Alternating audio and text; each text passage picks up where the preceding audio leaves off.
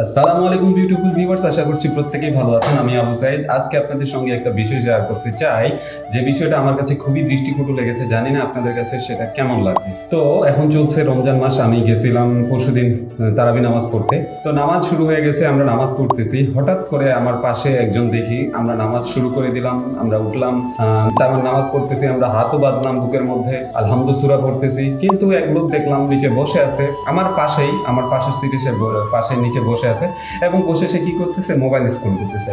দেখলাম একটা ভিডিও চালু করছে, ফের ভিডিও চালু করে ভিডিও দেখতেছে। আমি এখানে না দাঁড়ায় দাঁড়ায় নামাজ পড়তেছি, ভাই আমার তো চোখটা সেখানে যাবে, অটোমেটিক্যালি যাবে কিনা বলেন। তো তিনি যে নামাজ পড়তে আসার পর সে যে এইখানে ভিডিওগুলো দেখতেছে, তার কি এটা কি ঠিক হচ্ছে? আপনারাই বলুন। আপনারা অবশ্যই এইরকম লোকদেরকে কমেন্ট করে জানাবেন। এখন বিশেষ করে আমি দেখতেছি নামাজ মসজিদে গেলে তারাবি নামাজ চলতেছে, নামাজ চলাকালীন বারবার ফোন চেক করতেছে, বারবার মোবাইল পকেট থেকে বার করতেছে, বারবার দেখতেছে নোটিফিকেশন, কেউ দেখলাম ভিডিও চালু করতেছে। নামাজ শুরু হয়ে যাচ্ছে, এদিকে তার কোনো ভ্রুক্ষেপ নাই।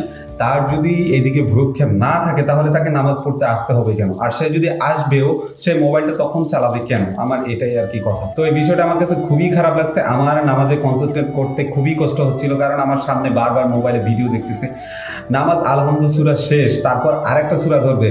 আমরা যে সময় সিজদায় যাব তার আগে সে উঠে আলহামদুলিল্লাহ সূরা বলে সে আবার নামাজ শুরু করতেছে, আবার শেষ করতেছে, আবার প্রতি ওয়াক্তে 2 রাকাত শেষ হচ্ছে, আবার সে এই কাহিনীটা করতেছে। এটা আমার কাছে খুবই খারাপ লাগছে। আর এইরকম যারা মানুষ ভাইরা আছেন, প্লিজ প্লিজ আপনাদের কাছে রিকোয়েস্ট করতেছি, আপনারা কখনো এই কাজটা করবেন না।